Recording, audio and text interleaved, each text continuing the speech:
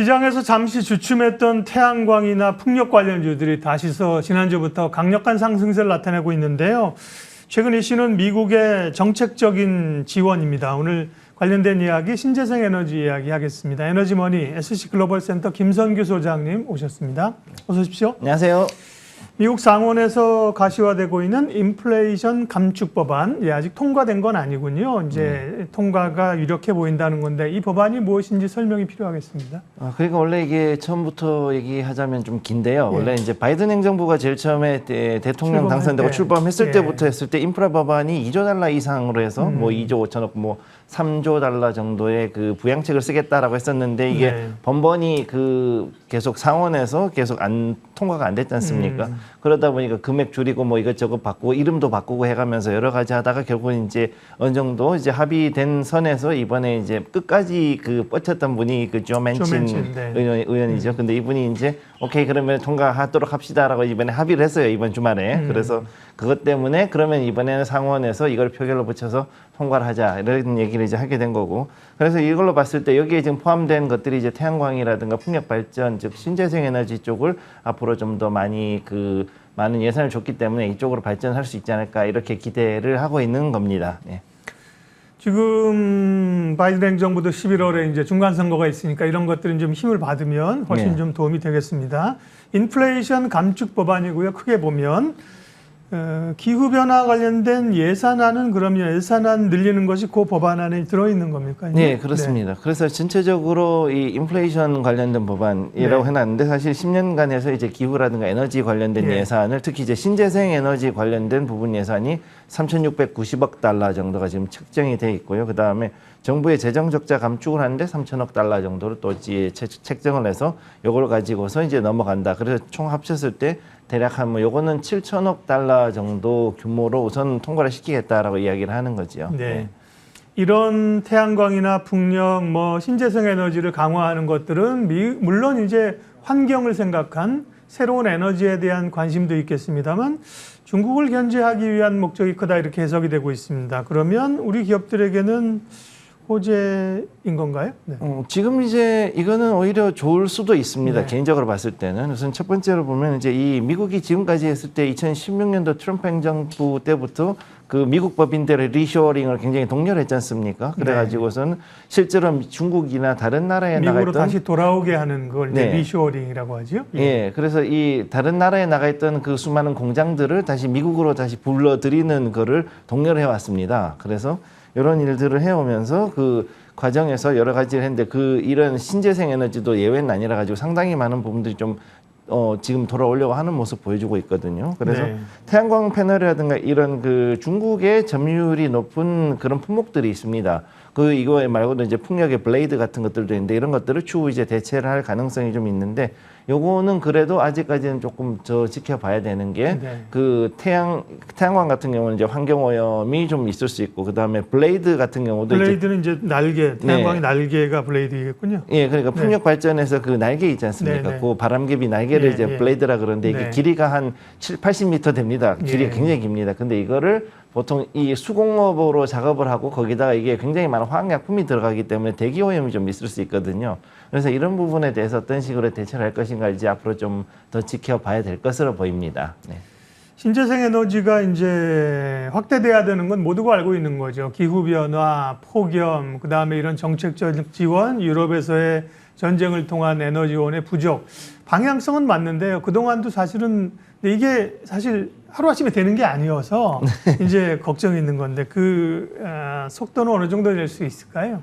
이게 참 어려운 말씀을 해주셨는데 지금 이 독일 같은 경우 이게 2000년대 초반부터 해가지고 지금까지 그 탈원전하기여가지고 굉장히 노력을 많이 해왔습니다. 보조금을 주고 태양광 발전이나 풍력 발전을 지원을 해주고 그 다음에 또 다른 일반적인 천연가스의 발전량을 늘리면서 거기에 대한 사용량의 금액에 대한 보조금의 확대를 해가지고 전기료를 인상을 하고 이렇게 해왔었죠. 그래서 최근에 이제 탈원전을 하기 위해서 리백을 달성을 했는데 러시아가 이제 우크라이나하고 전쟁을 하면서 러시아발 천연가스 수급이 이제 또 다시 문제가 되니까 이것 때문에 현재 있는 신재생 에너지에서 또다시 2배 정도의 신재생 에너지를 더 설치를 해야 되는 그런 상황이 왔기 때문에 이로 인해서 좀 많은 고민이 와 있고 또 이런 것이 사실 그 말씀하신 대로 이 에너지가 어느 날 갑자기 한꺼번에 뚝딱 하고 바꿀 수 있는 게 아니다 보니까 이 신재생 에너지로 전환할 때 또 다른 그 환경 문제가 또 이제 아까 잠깐 말씀드렸듯이 유발될 가능성이 있어서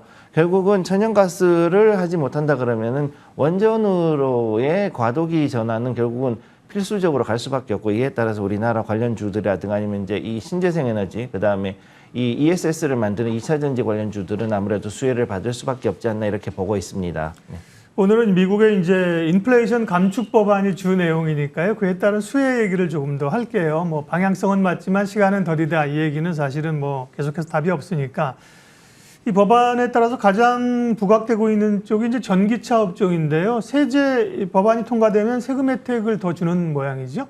굉장히 많이 좋아졌습니다. 네. 지금까지 해가지고 그 잠깐 말씀드렸던 게 그동안 해가지고서는 그 한 5,000불 이상 그렇게 그 이상은 사실은 그 세금 혜택이 없었지 않습니까? 그런데 이번에 최대 55,000달러까지 세금 혜택을 주는 법안이 나왔기 때문에 이번에 그야말로 네. 웬만하면은 아주 싼 값에 이 전기차로 바꿀 수 있는 기회가 됐기 때문에 미국 같은 경우는 지금 이번에 굉장히 좋아졌죠. 그래서 이 전기차 보조금 상한선이 이번에 만약 통과가 된다 그러면은 그만큼 이제 테슬라라든가 루시드라든가 이런 루시드는 좀 못 받을 수 있어요. 왜냐하면 너무 고가이기 때문에. 그래도 리비안 같은 그런 업체들, 그다음에 전기차 완성업체들이 하고 있는 그 전기차들은 굉장히 수혜를 볼 확률이 굉장히 높아졌습니다.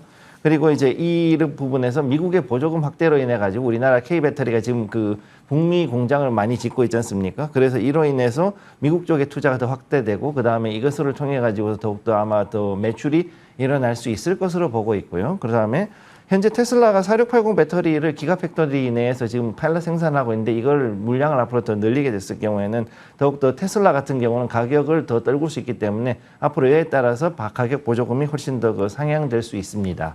네, 전기차가 일차적으로 수혜주이고요. 다음 최근에 부각받고 있고 주목하는 게 이제 태양광 쪽인데요. 태양광은 다만 중국에서 폴리실리콘 가격이 너무 오르다 보니까 제한한다는 얘기로 사실 OCI 같은 경우는 충격을 좀 받았고요. 네. 여타 관련주는 또 급등하면서 뭐 지금은 다 같이 오르지만 변화가 있습니다. 태양광 판단 좀 해주세요. 지난주 같은 경우 사실 이제 그 태양광 관련주도 특히 이제 뭐 OCI도 그렇고 잠깐 충격 받았지만 다시 올라갔고, 그렇죠. 그다음에 네. 또 현대에너지 솔루션 같은 경우 그야말로 급등을 했거든요. 네. 그리고 그다음에 또 이제 한화솔루션도 상당히 많이 올라가고 해서 주요 태양광주들은 지금 급등세를 보이고 있습니다. 그래서 태양광주는 우선 장기적인 테마로 보셔야 되고, 이 장기적으로 봤을 때 아직은 이제는 상당히 그 자리가 괜찮기 때문에 나쁘지 않은 투자라고 보고 있고, 그다음에 태양광주 같은 경우는 현재 중국이 점유율을 확대를 하고 있는데 이 외부 변수가 좀 있기 때문에 여기에 대해 촉각을 좀 세워야 되고, 특히 중요한 거는 미국이 현재 그 중국산 패널을 수입을 금지를 하고 있지 않습니까? 그러다 보니까 이 부분을 과연 어떻게 해서 잘 해결할 수 있는지를 좀 봐야 되는 것이 사실은 이제 앞으로 그 남아있는 태양광에 대한 그 과제라고 볼 수 있겠습니다.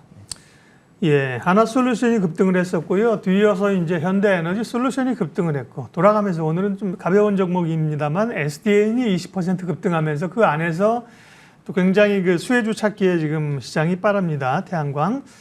풍력도 수혜가 되는 거죠? 풍력 관련한 수혜 영향도는요? 예. 지금 일단 지금 봤을 때 이게 또 종목별로 좀 편차가 심합니다, 사실은. 네. 그래서 이걸 보시게 되면은 그 SDN, 그 CS 윈드라든가 아니면 그 상강 MNT 같은 것들은 생각보다 좀 안 가는 부분도 좀 있고, 네. 근데 근데 또 그러면서 또 다른 데 가는 같은 경우도 효성 같은 게 또 좀 그래도 갈까 말까 하고 있는데 생각보다 또 잘 안 움직여요. 그래서 이게 종목별로 편차는 상당히 심하고, 그 대신에 우리가 좀 관심을 둬야 될 거는 이거는 지상보다는 해상 풍력으로 좀 더 이 부분에 관해 가지고서는 기술이 있는 그런 업체를 좀 더 관심을 두시는 것을 필요로 하고 있고, 네. 그다음에 또 여기에 대해서 앞으로 그 미국에서도 이번에 인플레이션 감축 법안이 통과가 될 경우에는 반등이 어느 정도 되는데, 문제는 여기서 이제 미국 내에서 과연 투자가 얼마나 될 것인가 이걸 좀 봐야 되는 거죠. 네. 그렇기 때문에 이 풍력주 같은 경우보다는 아무래도 아직까지는 태양광이 조금 더 앞설 수 있다라고 볼 수 있습니다. 네. 예, 해상풍력은 뭐 3강의 멘티죠. 예, 최근에 급등하고 있고요. 마무리 좀 하겠습니다.